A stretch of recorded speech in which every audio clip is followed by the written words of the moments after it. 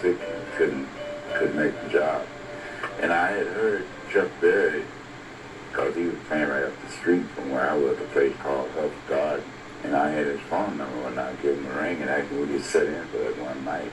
And that one night lasted over 20-some years that we stayed together, playing this kind of music that he played was something new to the black people, because they used to be hearing blues and whatever, and Chuck come in with this, what we called at that time, hillbilly stuff.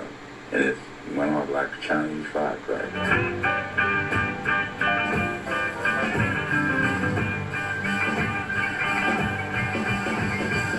If you listen to a piano player start out as a fast rock and roll type blues, how does he start it?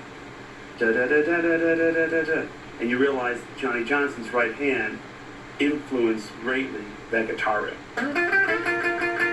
I would say it came from mimicking the figure on a piano, the boogie woogie.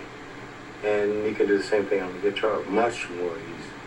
Chuck Berry came to me and asked me about changing the name from the Johnnie Johnson Trio to Chuck Berry Trio. It was perfectly okay with me, because Chuck was more of a go-getter, and he seemed to know more about the business than I did.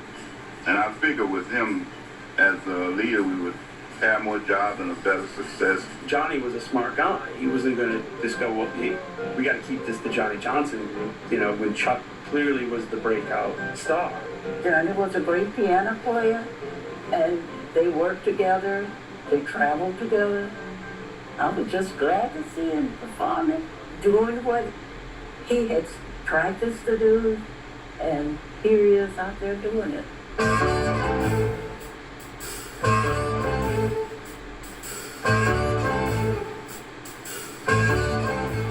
Chuck Berry drove to Chicago, and Chuck was a very big Muddy Waters fan, and he went to see Muddy Waters play at a local club in Chicago.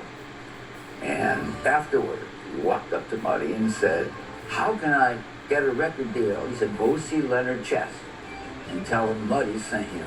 And the next morning, or that Monday morning, he did just that. And my father heard his little demo tape. I think Chuck really wanted to be a blues artist, because what he played first was a straight 12-bar blues called Wee Wee Hours. My father